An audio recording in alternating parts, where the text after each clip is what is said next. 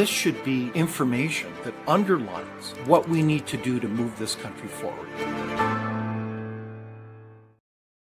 Hi, everybody. It's May the 7th, 2026, the year of our Lord, and a warm welcome to everybody.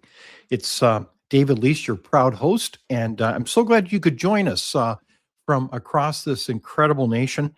And we're glad you could join us for this important discussion about our property rights in question in this country, as we've received a number of very important legal decisions that point us in that direction. So, what does this mean for you? What does this mean not only for people in British Columbia, but right across Canada? What are the impacts? So, we're going to dive into that. I've got the A team on deck, and they're incredible lawyers who have, I think, extraordinary insight into the kind of challenge that faces our nation. So I want to thank everybody for their feedback in terms of comments. We welcome them, and we have so many of them that come in. What an intelligent guest! Canada needs more Ed Fast, and that's relative to my conversation that was just released on Tuesday with the former Minister of Trade, and we dove into that whole issue, which is very timely. Other comments included brilliant interview. Ed Fast is the voice of logic and has the knowledge to use it to shape Canada's future. And that's from David Barnes. Thank you. What a great interview. I'm so happy to hear the common sense from this man. And that's from Eva Wilson. And keep those comments coming. We really appreciate it. And before we dive into our topic about property rights, we want to, as usual, I want to underline some headlines and hello to everybody, including Matthew. It's interesting. You probably heard about the welcoming of Chinese EVs as part of the new deal with electric vehicles. And the call is that China EVs are very popular. So what do you think about that as those EVs come into the market? And speaking of EVs, there's a major announcement. Honda in the Alliston area has halted a $15 billion EV plant development. And so that is a very significant backtrack on that is the demand for EVs declines. So what do you think about that one? I know that both the federal and Ontario government put a lot of money into that initiative. Let's talk also about Facebook posts. It's an interesting headline that according to Blacklock's reporter, based on government files, the House of Commons administration is keeping files on what Canadians say about their representatives, their members of parliament. They are keeping a very robust records management system, and that includes social media posts, according to the Deputy Sergeant at Arms. Go figure. And why would they keep them? We also heard today about an announcement regarding the debt now is at some $33,592 per capita, and that is just at a federal level. Is that sustainable? That's certainly a number of the questions that are being raised by many as Canada continues to rack up both deficits and debt. I also want to mention that Ottawa has unveiled a $1.5 billion aid package to certain industries hurt by specific U.S. tariffs, keeping in mind that some 80% of goods that go back and forth from Canada to the U.S. are tariff-free, but this is pinpointed to particular manufacturers, I believe, of steel and aluminum. I also wanted to mention that there's a Canada-U.S. pipeline that is close to reaching a commitment requirement. So hopefully that will happen as we seek to produce more energy for the U.S. market. And also the trade talks are also continuing to be a bit of a mystery. This is an interesting piece that I saw in Politico this past week, talking about many months, back in the fall, about what really happened. Why did the momentum melt down in terms of Canada-U.S. trade talks? And that puts a new light on that, saying the claim is that it had to do with a variety of relationship challenges, including how U.S. companies were being treated in Canada and among other dimensions. So I'd encourage you to look at that piece. Also, the oil patch is speaking up, saying the progress on the MOU, the Memorandum of Understanding, is too slow and is taking aim at the uncompetitive industrial carbon tax. So I think Canada is going to be the only nation in the world producing so-called carbon-free oil. What do you think about that? Is carbon dioxide a pollutant? Is that should that be an additional cost that our producers have to bear? Is that going to be competitive? And then finally, I wanted to mention that, of course, our Prime Minister the other day appointed a former war crimes prosecutor, the well-known lawyer Louise Arbour, and she will be serving as Canada's representative of the King in her duties as Governor General. It's a very important role. Some would argue it's ceremonial, but it is, of course, does constitutionally have an important role. So what do you think of that appointment? All right, so today we've got a big show as we talk about many things, including the issue of property rights. And I want to begin with a poll. I want to just highlight this quickly on this topic, and it has to do with how much do you understand about Aboriginal land claims? Now, obviously, this is not scientific. There was some 523 votes, and people responded to that question with 24% saying a lot, 41% at not a lot, and just what I hear online, 35%. So we're just kind of curious about what you're thinking, and we really appreciate those who participated. But I want to start off with an interesting background clip from the CBC, of all things, about this very topic, because there's an awful lot of layers to this as we talk about Aboriginal land claims through our Constitution, as well as additional things that have been adopted in terms of statements that may complicate not only property rights, but commercial relationships, including mineral rights. So it raises a lot of questions. And so I thought this clip would be helpful as we lead off this discussion and introduce our panel momentarily. There's a reconciliation reckoning in British Columbia.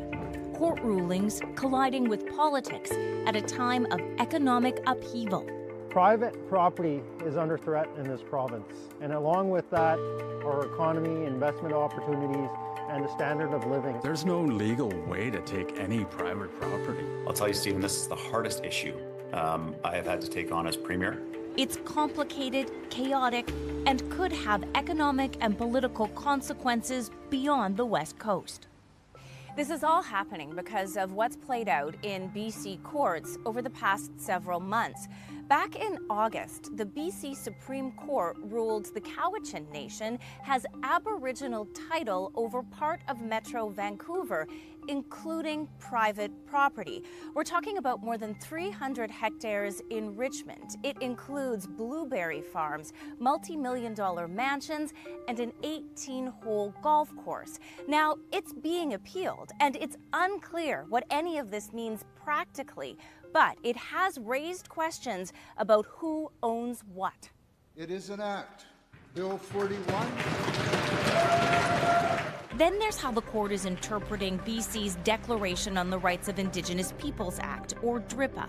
It was passed unanimously in 2019, requiring BC to align its laws with the UN Declaration on the Rights of Indigenous People, said at the time to be aspirational. But to be clear, it doesn't give legal force and effect. Well, not quite. A December BC appeals court ruling on mineral rights took the law literally, saying the government must take all measures necessary to ensure the laws of British Columbia are consistent with the Declaration. The province is appealing to the Supreme Court of Canada, but it's already thrown the governing NDP into crisis. The Premier promised to amend DRIPA. Indigenous leaders, including his own MLAs, revolted. So David Eby backtracked, put everything off to consult until October, and no one has any clue what happens next. More crazy, complicated BC politics, right? Unlike much of the rest of Canada, most BC First Nations didn't sign treaties with the Crown, so the situation here is unique. Well, not quite. There are a couple of reasons why what's happening here matters across the country. Starting with the economy. Mining and electrification projects in British Columbia are central to the federal government's plan to sell more products and to sell them to countries other than the United States. Asia is right there. We have that copper, we have the nickel, we have all of these in abundance. The world knows that, and they're just waiting for us to resolve this. Stuart Muir is with the advocacy group Resource Works. He worries recent court decisions could delay or prevent companies from investing in BC. Headlines like these in the Wall Street Journal, of all places, don't help. I'm hearing others saying, well, our investors are not good with this.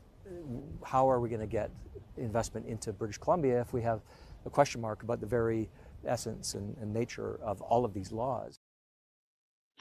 So there you have a clip from the CBC. We really appreciate that. I want to introduce our dynamic panel, and I want to start off with Tom Isaac.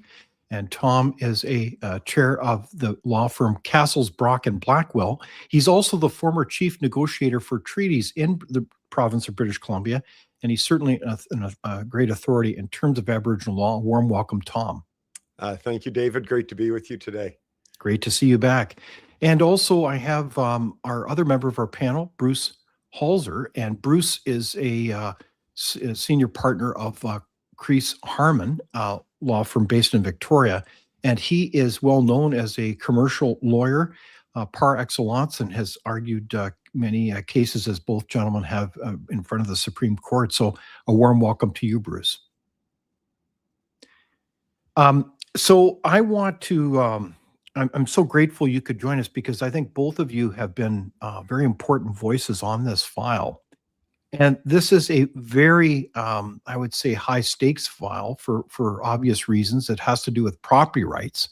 For those of you who don't know, property rights are obviously foundational for not just, many would argue, our economic ability to move forward, but also many other rights.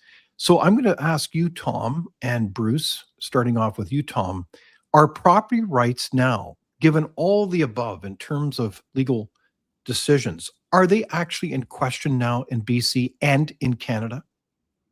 Well, I think certainly in British Columbia, yes. It's, I don't think, open for debate, given the Cowichan decision of last summer, where the judge in that decision made it very, very clear that upon a finding of Aboriginal title, and the judge made a finding of Aboriginal title on about 800 acres of land in Richmond, in the Lower Mainland, upon a finding of Aboriginal title, the Land Title Act does not apply. The Land Title Act, for those people who don't know what it does, is it is the statute that provides British Columbians with their real property or private property rights. It gives them what we call as lawyers indefeasible title that you can't attack. It is now attackable on the basis of Aboriginal title. Now that decision is going to be appealed, but it is a very, very surprising result. Two, also in British Columbia, we have the Declarations of Rights of Indigenous Peoples Act and UNDRIP, the UN declaration. That's the United Nations document that's attached to the provincial legislation. And as you noted in your introduction, it is also materially important given its role, and it plays a role in interpreting the property rights regime in this province. And it plays a role in a way that, if you were to take UNDRIP and DRIPA seriously, which the law is requiring us to do, will also be a direct attack on private property rights as they're drafted. So there you go. Thank you very much, Tom, for that summary. So property rights are in question, period, if we look at the law and these decisions. So Bruce, what do you say? Oh, I think you're muted there. Oh, we're not quite hearing you there, Bruce. For some reason, your mic is muted, but we'll just keep figuring that out, and we'll come back to you in a moment. So I want to go back to you, Tom, in the interim. So when we talk about UNDRIP, what is that? Because I mean, obviously the Cowichan decision was made through existing law and directives, and the last time I checked, I mean, this is a long history of decades we have a situation where these kinds of decisions have been made as a matter of course. But what happened? Why did all of a sudden this almost surface like a big iceberg out of the water? Can you help us explain what happened? Because in 1982, like we've had a long history of resolving these kinds of claims. What changed? Well, look, there's a number of things that are changing. I mean, the item that I've been focused on for a couple of decades, and at the risk of repeating myself from the last time I saw you, David, but I'll say it again because it is my answer, is our public governments in this country have not had a long-term game plan. That is particularly acute in British Columbia right now, but it applies generally speaking nationally of how do you settle claims that are constitutionally protected when you have hundreds and hundreds and hundreds of Indigenous governments in this country, less than 700, but more than 650. So that's not done anywhere on the globe. So that is first and foremost. When you combine, and particularly in British Columbia, because we've got about 180 unsettled First Nations claims alone in this province, okay?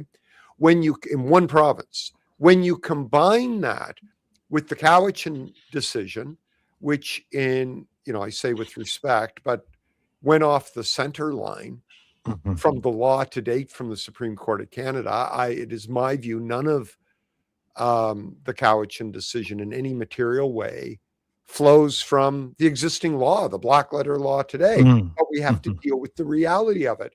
So you combine that finally with the BC provincial governments, the past two, enacting the Declaration Act and putting a United Nations document that was never designed to be implemented into domestic law. And now we have the provincial government being shocked that the Court of Appeal read the Interpretation Act and the DRIPA Act correctly. And so my core message in answer to your question is the vast majority of this is all self-inflicted by our public governments. And it's been particularly acute in British Columbia over the past two governments. Just sort of adding to the crazy at a rate that we've not seen in the country, in my view, since I started studying this area. So it's 4 decades now. Remarkable. So self-inflicted is a key phrase I've heard you say there, Tom. And so we've got to pay attention here because, there's a lot at stake here. So I'm going to go back to Bruce. Are property rights in question here in BC and Canada? Well, they are. And I agree with everything I heard, except that I would go beyond. It is not restricted to British Columbia at all.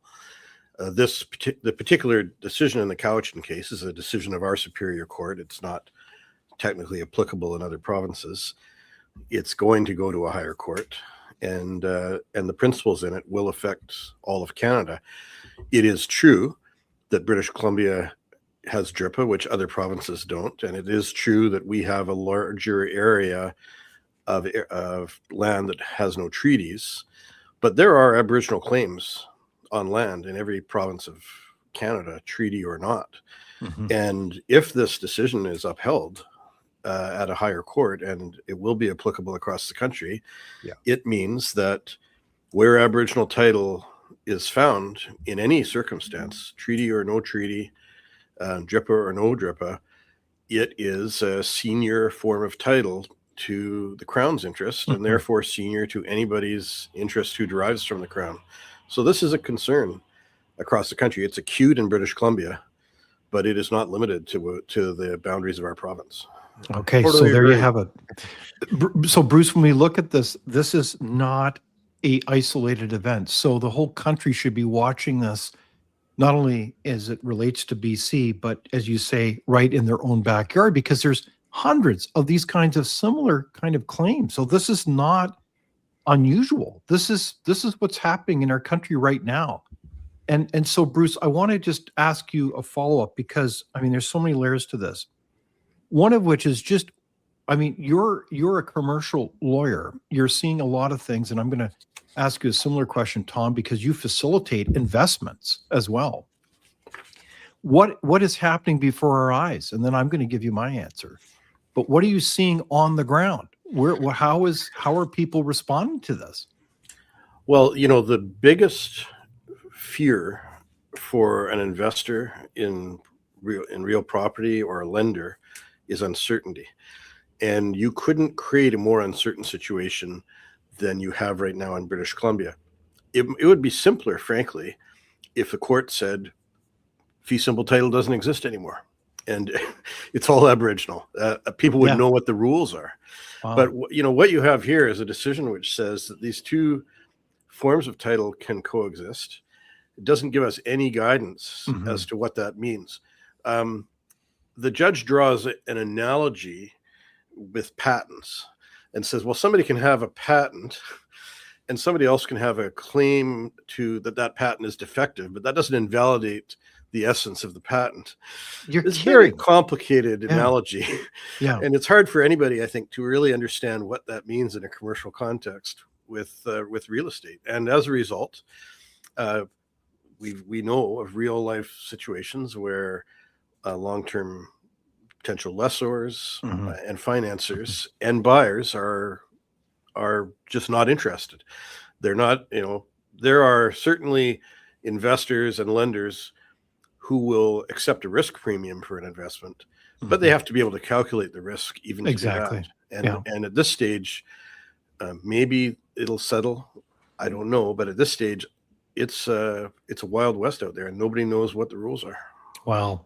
So just to dovetail there's a fascinating story that just unfolded a few months ago, and that is that the BC Appraisers Association is putting a caveat on lands and saying, with land claim uncertainty, some BC appraisers are adding this caveat to real estate, estate assessments. So this is hitting people now. From the moment that decision was tabled, there's people that claim that they can't even get a remortgage their property. So this is very, very concerning. Tom, what are you seeing? So look, I like where Bruce went, focusing on the Cowichan decisions, the Cowichan decision, problems flowing from it. It by itself, I say, could be manageable from a risk perspective over a relative short-term period. The challenge we've got is we've got a provincial and federal government right now in British Columbia playing with the chemistry set. So it's not just Cowichan. We've got UNDRIP. We've got a provincial government on a daily basis changing the rules of engagement. On DRIPA, as I count it alone, they did 6 flip-flops. The Premier did 6 flip-flops over the course of a month on and in one case, it was less than 24 hours. I mean, you can't make it up. And so Bruce is quite right to focus on the legal challenge that Cowichan presents, and it does. That can't be overstated enough, that we've got a serious issue there. What is making things so bleak and concerning in BC, and they are, is you combine that with the craziness of DRIPA, the craziness of trying to implement in law a non-implementable United Nations document. And then you combine that with the Premier saying that co-jurisdiction is the way to go in this province, with 204 other constitutional or quasi-constitutional governments. Well, and then you look at the Heritage Conservation Act amendments, the Proposed Land Act amendments. I mean, we could go on all day, David and Bruce, running through talk about wharves up in Sechelt. Go talk to the Pender Harbor Residents Association. Go talk to the ranching community. Go talk to the mining and exploration community. So it's when you add all that up together, we are in a crisis. We are in the crisis right now in British Columbia. And more than just the provincial government, in the middle of all this chaos, the federal government drops a document that affects almost 2 million people in British Columbia, recognizing undefined musqueam title claim to a large swath of the lower mainland, all kinds of contested claims in areas. And so it's not not just provincial decision making, but any federal decision making affecting land in the large area on your screen, is also subject to this to some extent. And it's, I think the timing was way off, but this did not add to any certainty. This just created more I agree. chaos. David, could I just add something? Because Bruce is right to raise Musqueam. In the Musqueam Agreement, the federal government states that UNDRIP, all 70 paragraphs of it, is now the quote, minimum standard, end quote, going forward. That's a direct quote, everyone, out of that agreement. You just shake your head and go, why would you do that? Why would you shoot yourself in the face with a standard? They can't meet that standard. Even if they want, you can't meet that standard. It's impossible. It's unbelievable. But it adds exactly what Bruce says. It adds to sort of, again, the crazy factor right now, where you don't know what tomorrow will bring from your publicly, democratically elected government. That's a crisis that we've seen very few times in this country. That level of, you just don't know what this afternoon will bring. That reminds me of one more point just on that exact point. While the premier of our province was saying what he was still saying, we need to amend UNDRIP. We didn't mean it to say what it says. He introduced two pieces of treaty legislation to the legislature that incorporated the very UNDRIP that on that same day he was saying doesn't mean what the courts think it means. And those are to be referentially incorporated into treaties. So even if a future BC government eliminated UNDRIP or amended it, the version that the premier says is problematic is intended to be part of treaties that would last and be constitutionally protected. No, it truly is. I don't know what the word it's hard to really believe that a rational government is doing these things in these layers. When you add layer upon layer, it's and it's also in a black box. I mean, there's no element. If we think of good public policy, we would say we'd want to be transparent.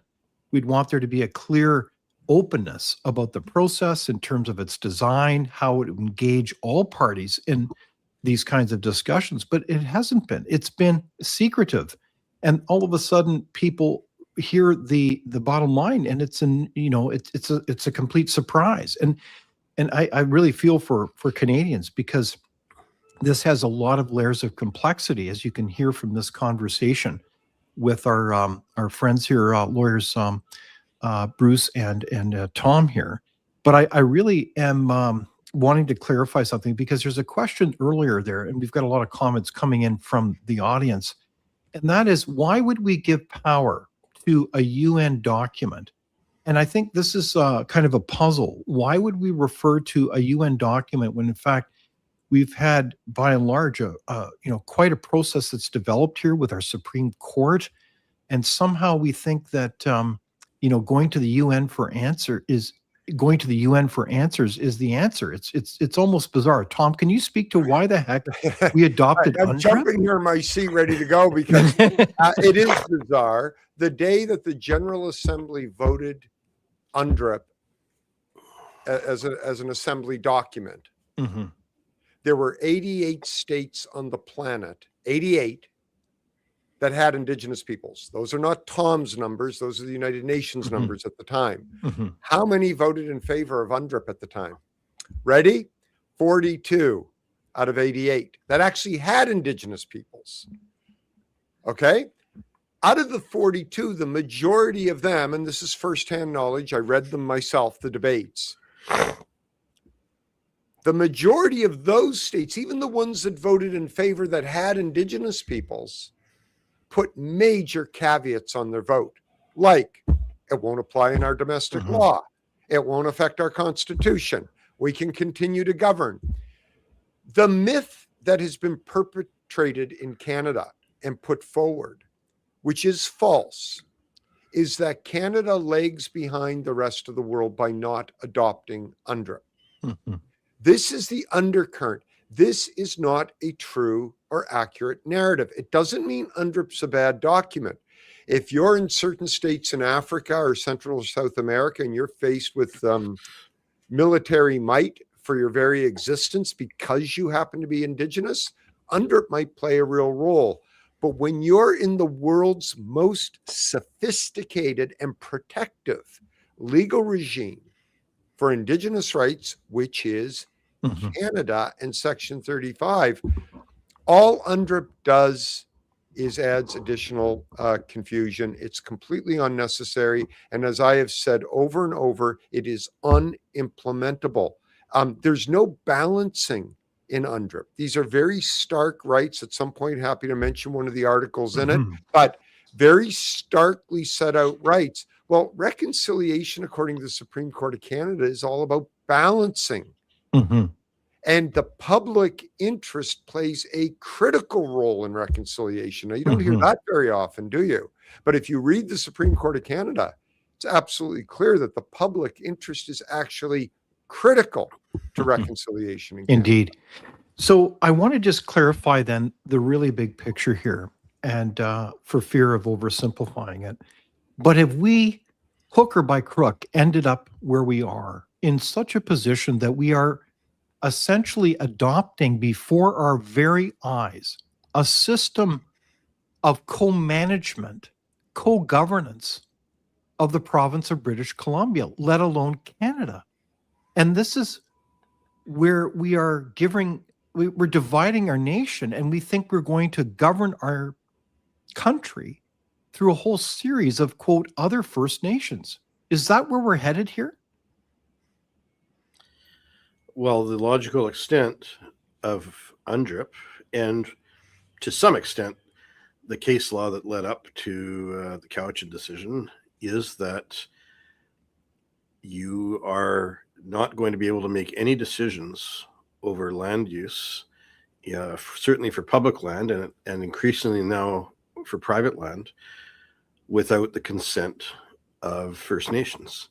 Now, which First Nations that is will be up for debate in certain cases, and it'd be complicated to figure out. And what consent means.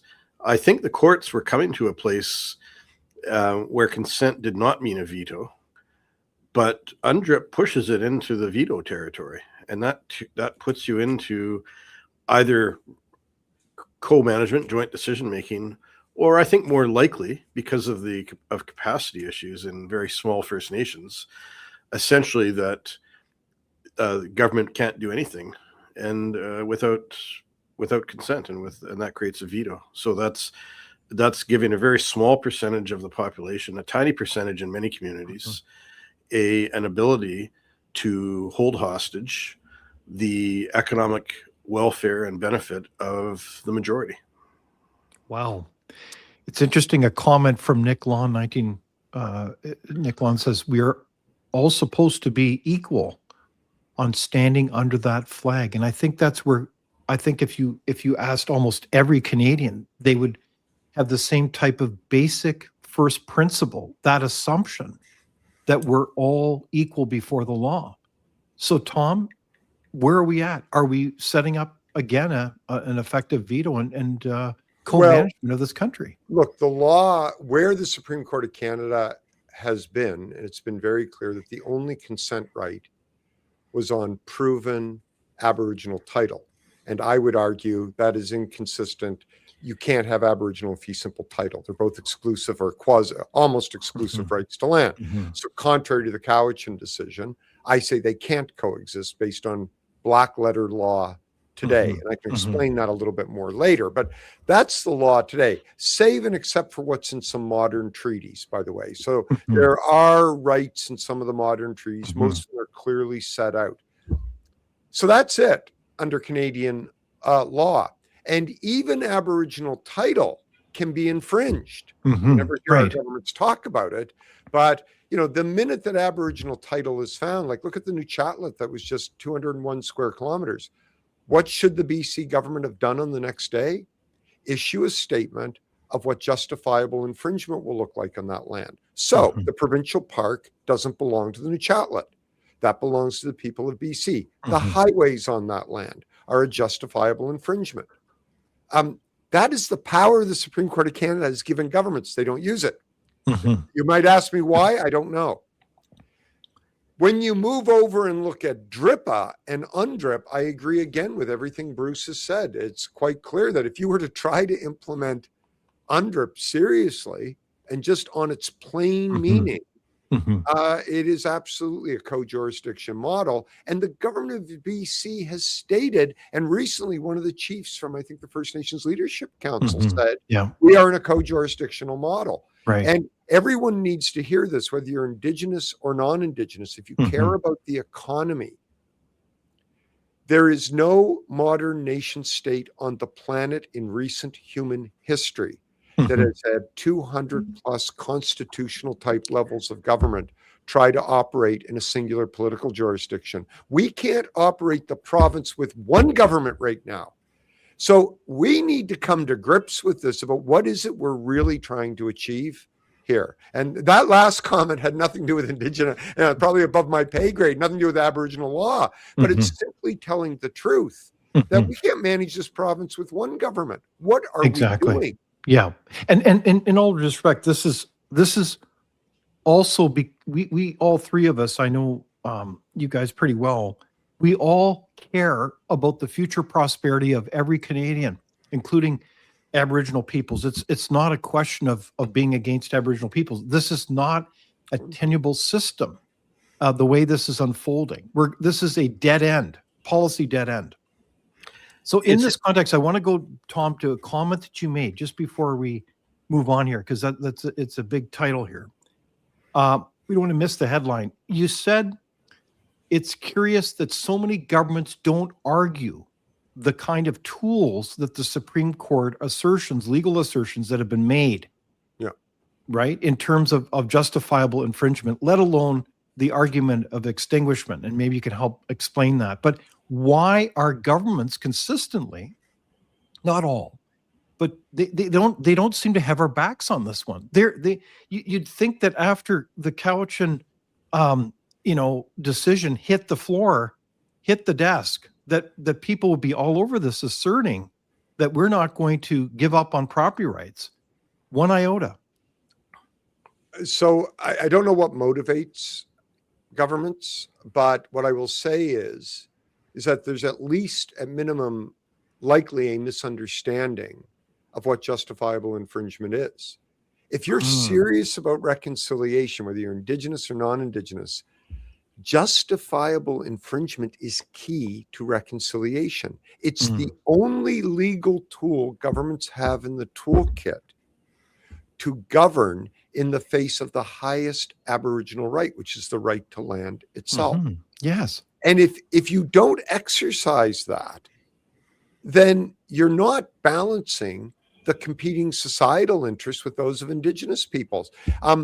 I believe when I saw you last, David, I mentioned what Delgamuuk and what the Coteam Court mentioned, that the list of justifiable infringements is, quote, fairly broad, end quote, from the Supreme Court of Canada. And it includes forestry, mining, the building of infrastructure, and general economic development, among other things, including homesteading, the granting of fee simple interest.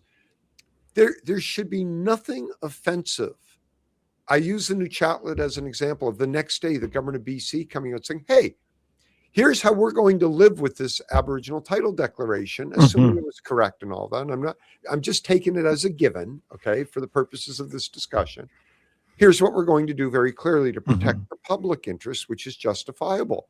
The kinds of things Bruce was talking about earlier, about the need for certainty and predictability in our economy, I'm not saying it would solve all the problems, but you could at least look at something and go, hey, the government's taking a leadership role. They're using a known legal principle that lawyers like Bruce and I can then go write opinions or write letters on and give advice on and go, oh, we know what justifiable infringement is. I know where that fits in the legal discourse. Whereas the Musqueam agreement that was just announced, the Haida agreement, I don't know where those fit in the current black letter law of the land today.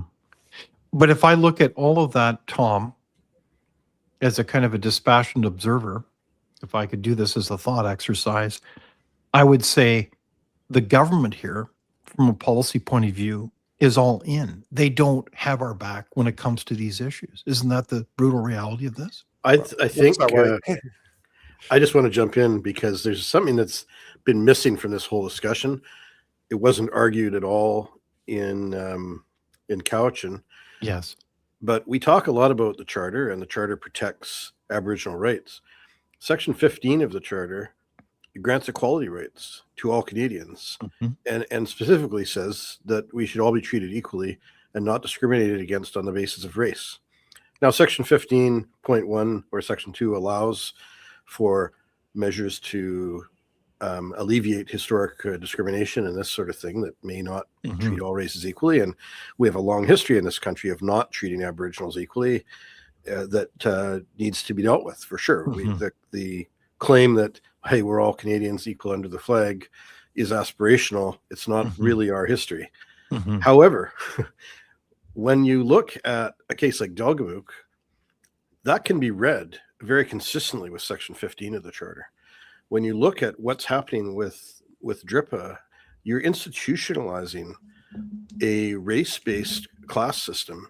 Exactly. That's absolutely contrary to Section 15, to any reasonable interpretation. And nobody has raised this in any litigation as a potential additional charter issue. No, I agree. I think that's well said, Bruce. And it concerns me because it's almost like the vision that we're being led down here by the nose is a vision of South Africa. It's one of having different jurisdictions with people that based on different hereditary claims and race and history that I just don't know how you'd manage. I mean, I hear this from other parties saying, where are we going as a nation if we can't have this sense of equality and opportunity? So Tom, you had a comment? Yeah, I want to just make, and again, I couldn't agree with Bruce more. I mean, he's right on it with the Charter. I mean, that's a whole other discussion. It does lead into this issue that I think we've seen in Canada, I'm going to say over at least the past couple of decades, of governments seemingly moving more and more away from what we would traditionally have called the public interest. And you see it manifesting itself everywhere. So it's great we have a charter. I'm very proud of what Canada did with the Charter of Rights and Freedoms. But if you don't calibrate these things properly, you end up erring on the wrong side. I'll give you an example. I was walking downtown in Vancouver in front of London Drugs on West Georgia and Granville. There's a guy feeding pigeons on his back. You can't go anywhere. There's food all over the sidewalk. 3 police officers standing on the corner. Sorry, feeding pigeons and there are all these birds. And here's my point. This poor soul had nowhere to go because there's no government funding to help him or to actually put him into the proper treatment program or mental health support. But the 99.999% of us walking downtown Vancouver, it's not safe, it's dirty, it smells like urine, most of downtown Vancouver. It does. If you're walking anywhere in the downtown core now, and you might say, well, why is he talking about this and ever? The public interest is not at the top of it's more about, well, that individual's right to sit on the corner and disrupt the 99.99. Now, in the case of the Indigenous issue, it's this lack of focus on the public interest. So I did an interview recently with a group on the litigation directives from the federal government and the British Columbia government. And I commented on the lack of equilibrium in those directives. So they're all focused on protecting Indigenous rights and respect for Indigenous peoples. There's nothing wrong with that. I want to be very clear. I support that. There's nothing in it or very little in both of those directives on, oh, by the way, another part of your job, government lawyers, is to protect the public interest. Indeed. Yeah. And this fundamentally, and I just pick up on what Bruce said because he's onto something in a big way on the charter, but it gets into a much bigger thing of our fixation on our government's fixation across the board of not focusing on the 99% of how's this all going to work. I agree. I want to pick up on that point about practice directives. Help us understand what are practice directives in the sense that the analogy would be, let's take Cowichan as example, and we've all had the pleasure of reading the decision. You have to read it, by the way. I encourage people to dive right in. Seeing is believing. When you read the decision, it is fascinating that it's clear that the Crown, the provincial lawyers, did not argue extinguishment. Now, thankfully, Richmond did, but I don't know how is this. It seems like you're fighting people, you're putting people into the legal battle, and you're saying, by the way, go in there with one arm tied behind your back. Isn't this the dirty secret? So this thing is going to be appealed now. I still don't have any sense of confidence that the provincial government will even go in there and argue what they need to argue to win. Am I being too cynical about this? You know, I don't, it's hard to imagine a private sector client telling their lawyer, oh, I don't want you to make this argument that you think has merit. It's mind-blowing. But our elected officials seem very comfortable doing so. If I may, yeah. And look, that doesn't mean there can't be a remedy for Indigenous peoples. All this business of, well, we just wanted the declaration. You heard this from the Cowichan. We don't want the land. Then don't ask for title. Ask for compensation for breach of title, justified or unjustified. I'll let other people argue about that. Yeah. If you could make that argument. What remedy? But you could focus on the remedy. So we do a lot of double talk. The premier came out after Cowichan because he was asked a question about extinguishment, and I won't give you the verbatim. I don't recall exactly, but it was to this effect that it was a weak argument. And you'll see in the directives that government lawyers are not supposed to argue weak arguments. Well, what's a weak argument? I think, David, I believe you and I talked about this. If we didn't, I want to be clear with everyone. I was counsel on a decision in 2018 from the British Columbia Supreme Court, the same court that decided Cowichan, that said what? That the argument of extinguishment is a bona fide defense for Aboriginal title claims on private property. Now, the court didn't say it automatically wins. I don't want to leave. I don't want to overstate it, but it's a legitimate defense that is completely untested in Canadian law. And for a government not to deliver, it needs to be tested. We need to know one way or the other. Yeah. You know, when I was here, there's a comment from the audience. Jean Feist said in 2018, the federal government instructed its lawyers not to use the extinguishment argument. This begs serious questions. When I was a young lawyer, I juniored a very senior lawyer who told the court, my lord, I have three arguments, one that is unanswerable, one that is pretty good, and one that is you're going to find pretty weak. Yes. And the judge said, well, let's save time and get to your good argument. Exactly. And the experienced lawyer said, oh, my lord, I'm never going to tell you which one I think is which. You just don't know. You, as a good lawyer, you try them all on. That's right. Speaking of judges, our friend at Frontier, Honorable Brian Giesbrecht, has argued that these decisions are woefully underestimated as a precedent as it relates to the reopening now of treaties right across the nation. If you look at the kind of directions that are being made and kind of generous settlements, why would you not, if you were a leader in these cases, seek to reopen existing treaties and say, you know, given all the above, this wasn't good enough? Do you think there's some truth to that? Well, that's happening. Yeah. It's happening, period. I mean, I live in Victoria where the Douglas treaties were signed, and the stated position of the nations who signed the Douglas Treaty is that they didn't have independent legal advice. They couldn't read, and there are flaws with those treaties, and they think that they should be opened up. So that hasn't been tested in court, but that's, you know, there's a logic to that, and that's going to happen, and it's happening in other places across the country. You know, my answer to this is going to be, it will be a little different. I think we need to reflect. We've got a lot of nations. We've got a lot of outstanding claims. You know, unless we amend the Constitution in Section 35, the country's going, which, you know, that's probably another show. But assuming Section 35 stays in the Constitution, we're going to have to deal with all these claims. The problem we've got is the moving sandbox boundaries. Yeah. And that's public government. It's public government. So if we knew what the rules of engagement were, and I'm not suggesting I'm for, holus bolus opening up every settlement. I'm not suggesting that at all.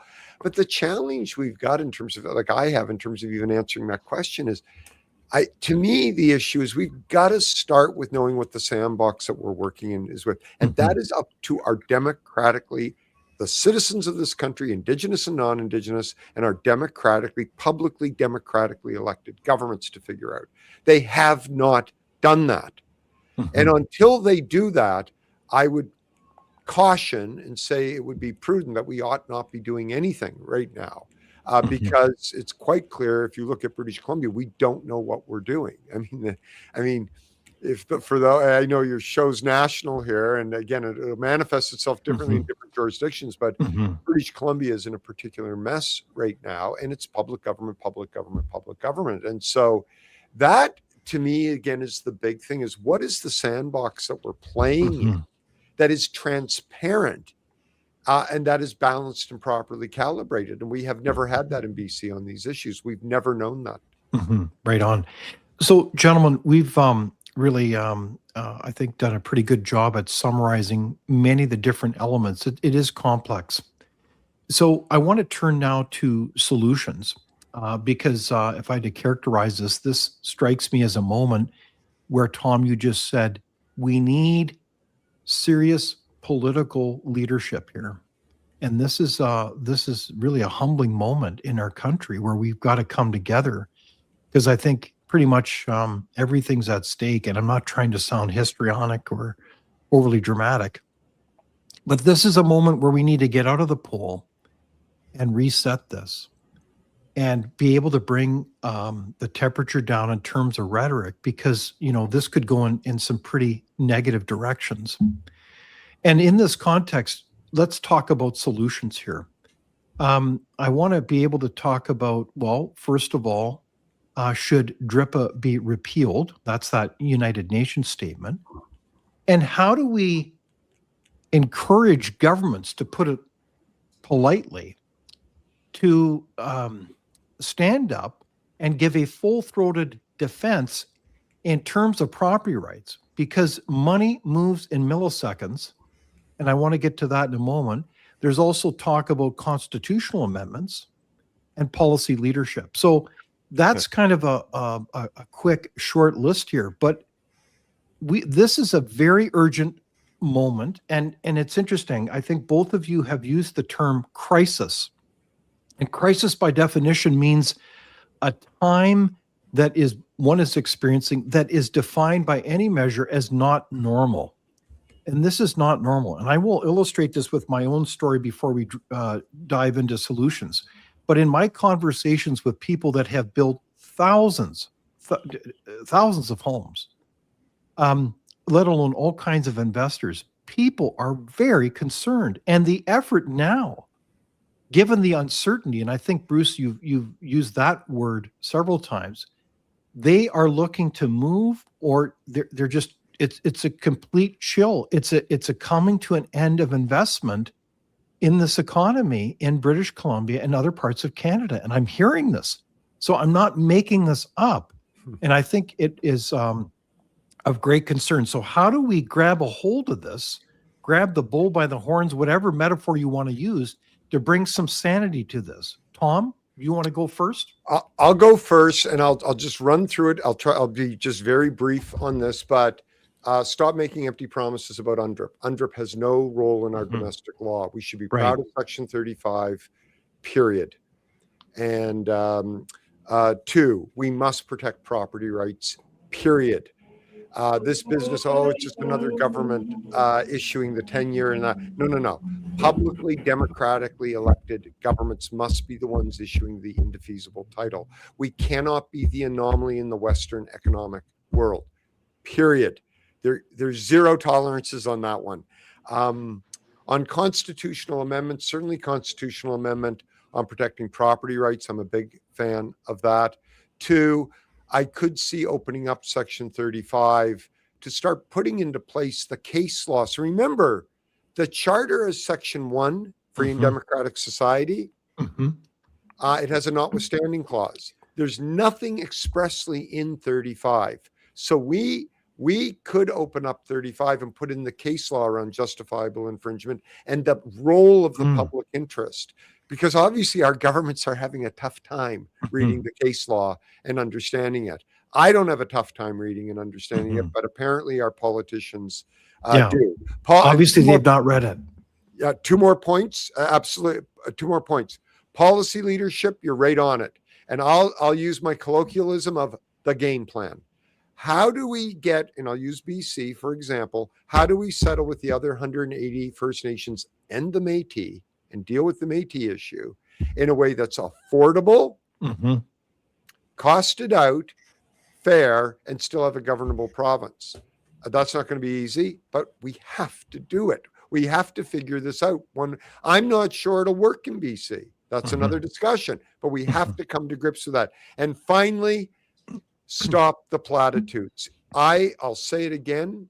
I act for Indigenous peoples. I won't name them by name on this show, but I'll just say that I proudly act in some instances for Indigenous peoples.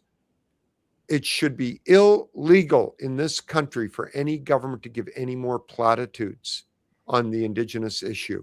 We're going to fully implement UNDRIP. No, you're not. That's not true. That's impossible. Stop it. Yeah. So I'm against platitudes. What I wrote in my Métis report in 2016 is that reconciliation has to be based in concrete action and not this just talk for the sake of talk. And part of the problem we've got is public governments love the talk around this as opposed to the action. And so that gets into, and that would be my final comment on the list. No, I like your list, Tom. I think it's very well said. And I like the way you've underlined, if I'm getting your gist, this is not the time to play politics. This is correct. Way too important to play that game. Bruce, your comment on solutions?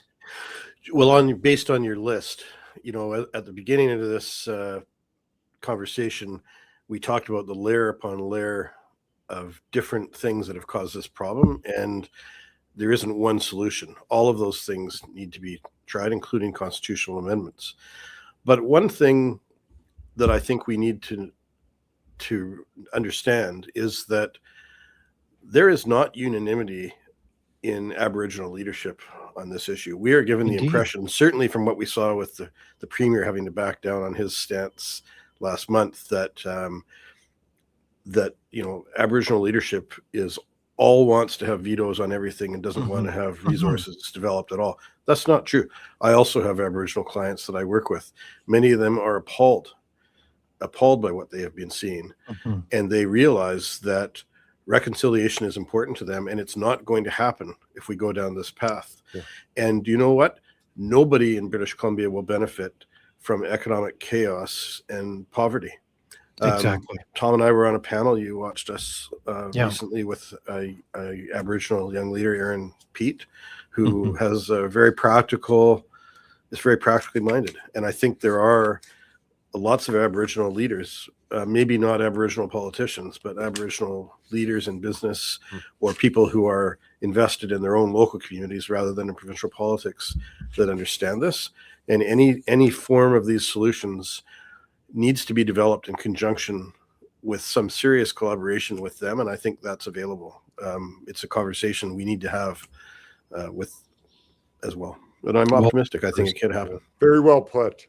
Yeah, no, I amen to that.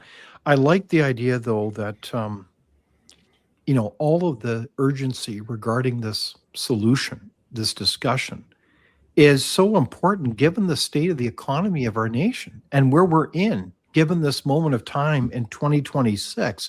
I can't think of more urgency than to get on and stabilize this kind of situation. And I mean, this is if you are for Canadians, including Aboriginal peoples, you'd think this would be evident to people.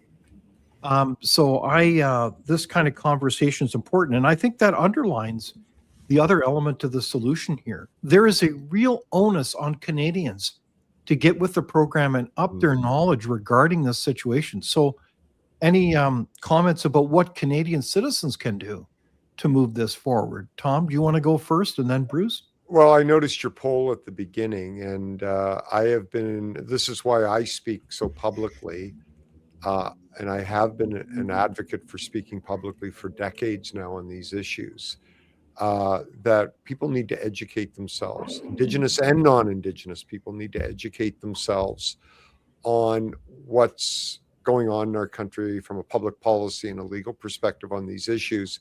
And sadly, and I see this, I was going to say every day, probably literally every day, the lack of fundamental understanding of how our economy works, how our governments work, how what the Constitution is, the role of private property in the economy. I did not realize that it was not common knowledge that private property rights are critical to a functioning modern economy. Indeed. I just assumed that most reasonably educated people, and it's really been amazing. And I don't say this as a criticism to those people. Remember, we don't teach civics classes anymore in school. We Outrageous. don't, and so, but the public education component of this, and what I would say is whoever you cast your vote for, insist on a costed out, thoughtful, prudent plan. And if they can't offer that, I wouldn't be voting for anyone.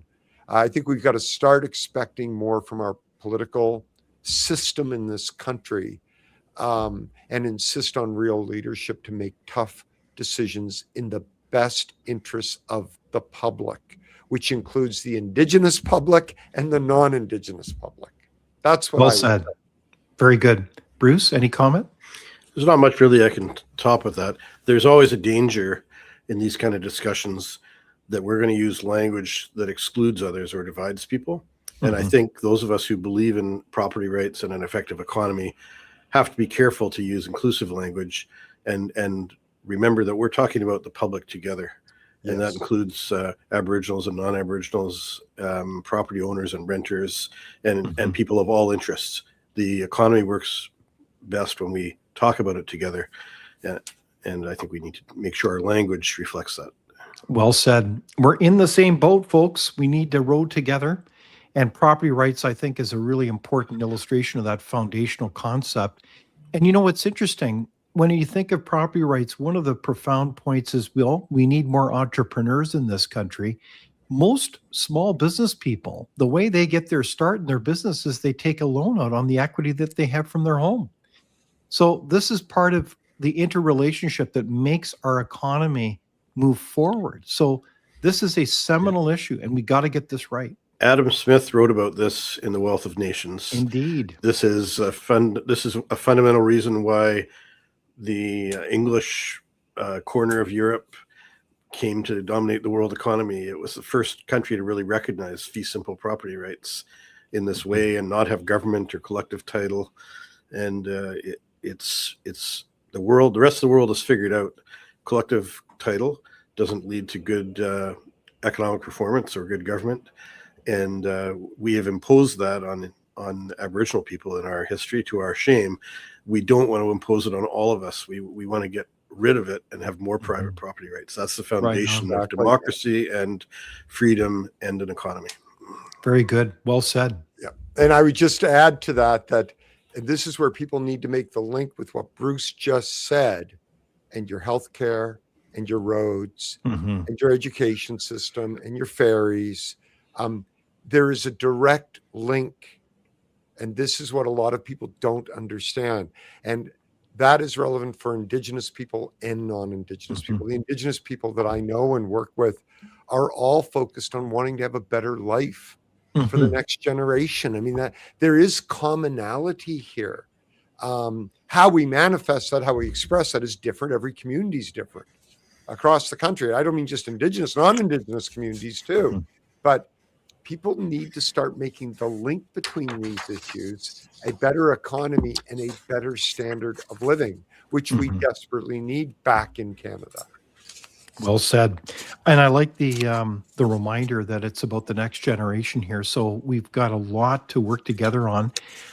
In the remaining time, I did want to ask you a quick question. So what are you looking forward to next on this file? Is there a particular thing that another shoe to drop? And I will tell you this.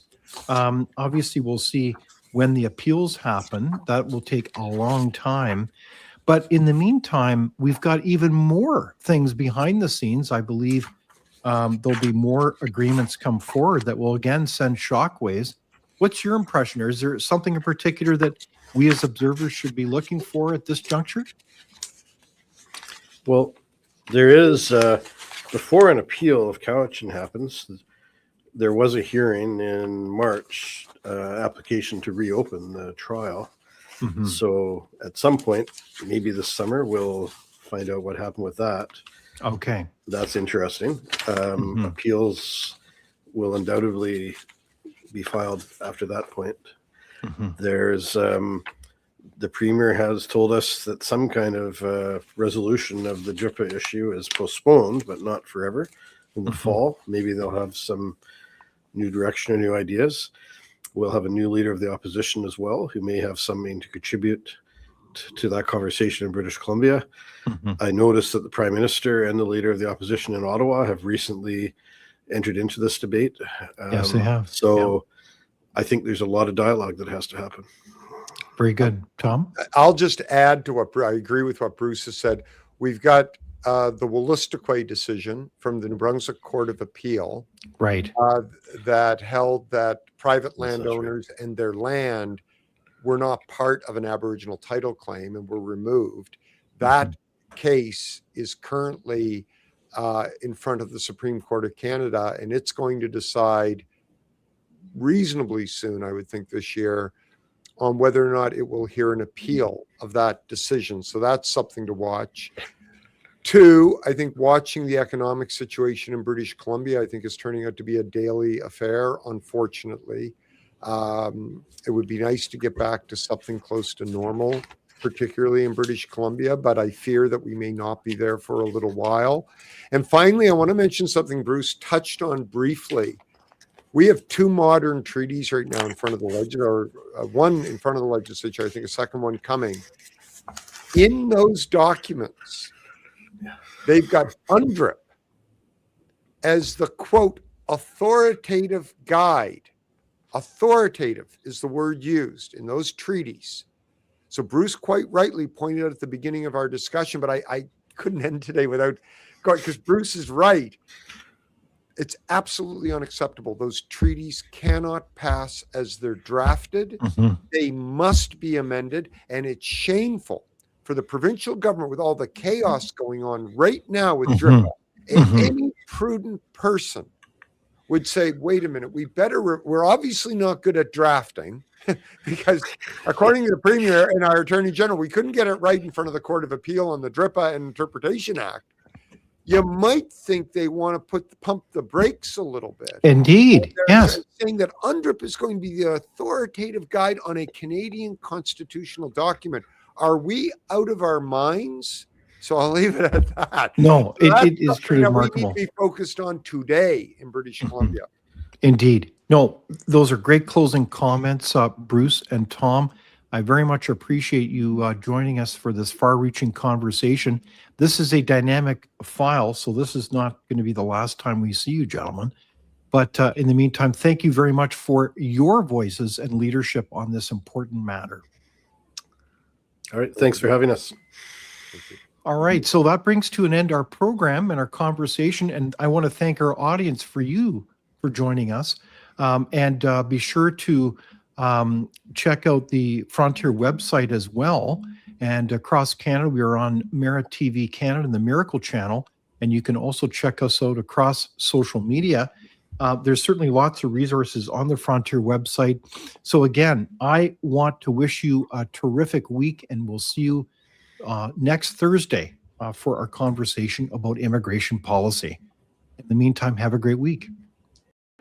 Here at Frontier, we don't receive any government funding. We are nonpartisan, and we work for you. Find out more and support this important work by visiting fcpp.org today.